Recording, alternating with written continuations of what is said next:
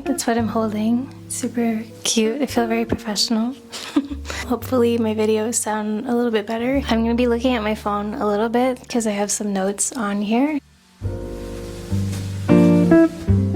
The first one is that when your hobby becomes your career, you need to find other hobbies because you won't have the same joy as it does when it's just a hobby and there's no pressure around it. As soon as it becomes a career, there's a lot more stress and financial ties and pressure attached to it. So I've learned over the years to really prioritize developing other hobbies that are not painting or drawing, and that includes crochet and being active, like going biking or running, swimming. I am a triathlete, so those are like the 3 sports that I tend to do. But things like baking, cooking, pottery, all these things where I can still use my hands and be creative, but not in the same way that is kind of the same pressure as when it comes to me needing it to be financially steady as well. Number 2 is that your life will not look like a 9-to-5. So don't try to make it look like a 9-to-5 or feel like a 9-to-5 because it just doesn't work that way. I've tried to have a very steady routine to keep every day the same and work within a certain time frame every day or plan when I'm going to paint, and it just doesn't work like that. As much as I would love to be very steady, creativity needs walks, it needs space away from the studio, it needs time to breathe. As creative beings, we just have to refill the cup sometimes. We have to take time away to get inspired, come back to the studio with a sense of meaning again, with a sense of inspiration. I've tried it before where I just forced myself to keep painting through whatever I was feeling, tired, burnt out, and it just doesn't work.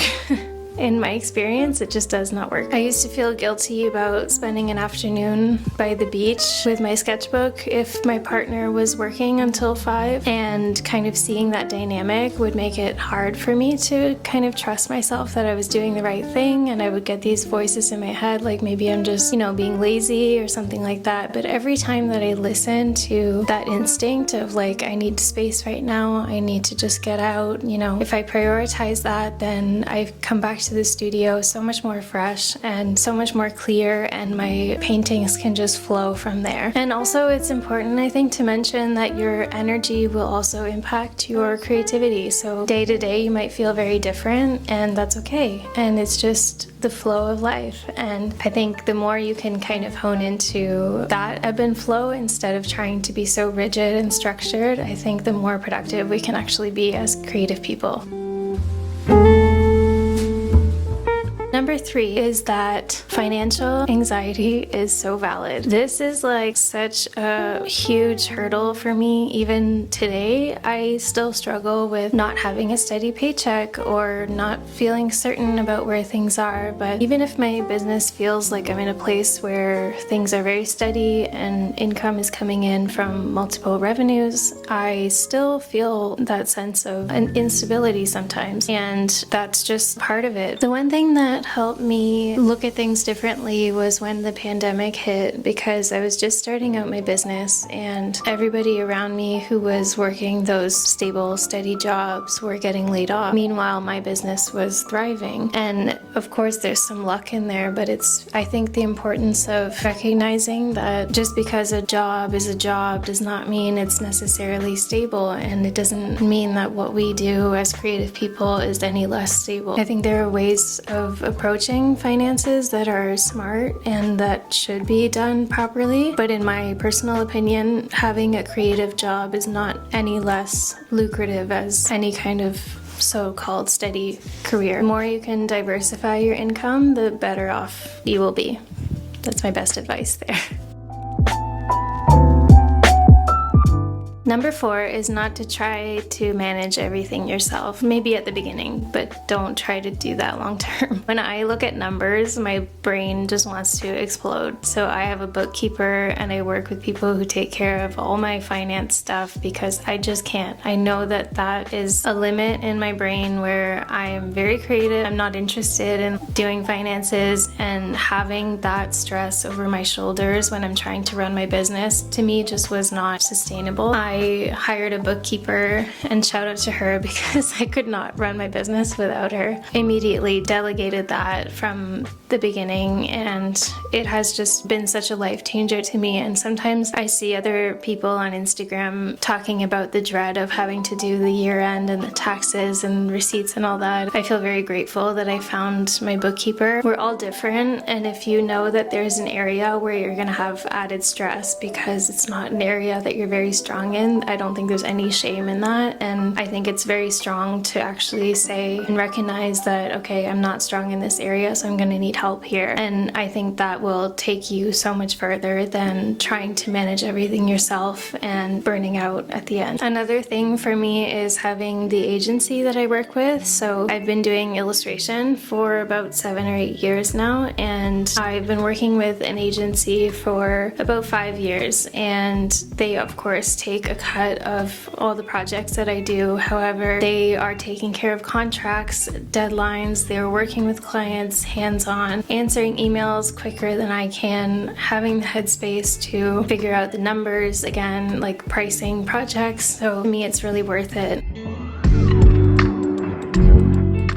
Number 5 is that you will evolve. Naturally, we evolve as humans. As we grow older, we learn things, we get influenced by the world. I think social media always makes us feel like we have to kind of do the same things over and over again, but I think it's so important as artists to let ourselves evolve. And it's an area that I've constantly had to push myself to make sure that I keep doing, because I would get those sort of itch to try something new or go in a different direction, and then immediately have that feeling of like, but what if people don't like it, and what if I fail in this area? And I feel like the more that I follow that intuition and paint from a place that is curious and also more authentic to me, then the more people like my work. And even if you look through history, like all the great artists in the past, they tend to evolve over the course of their career. Like they weren't always doing the same things from the start to the end of their career. It's just such an illusion, I think, to think that you can do that over and over again and not get burnt out. And I'm realizing now how much of this video is just talking about not getting burnt out.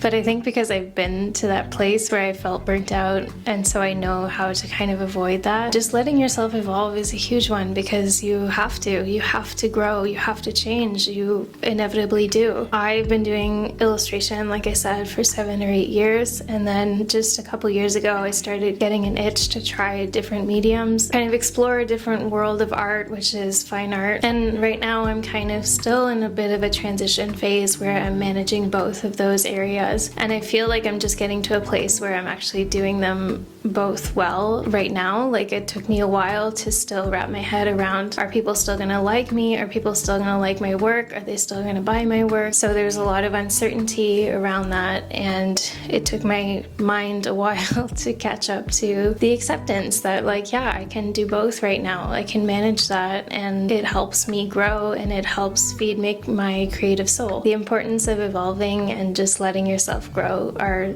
so key. I hope this video helps if you're feeling a bit uncertain, or if you're kind of in that area where you're maybe working part-time jobs and like slowly getting to full-time as an artist or creator. Whatever your situation is, I hope it helps a little bit. These are just things that I've learned over the years and have helped me a lot in learning how to balance this sort of creative life, because it's such a different experience from one person to another. Maybe you guys can let me know in the comments your biggest kind of struggle, or an area where you feel like you've learned the most over your creative path and as well, and we can kind of help support each other. Follow me over on Instagram if you want to keep in touch, and I'll see you guys next time. Bye!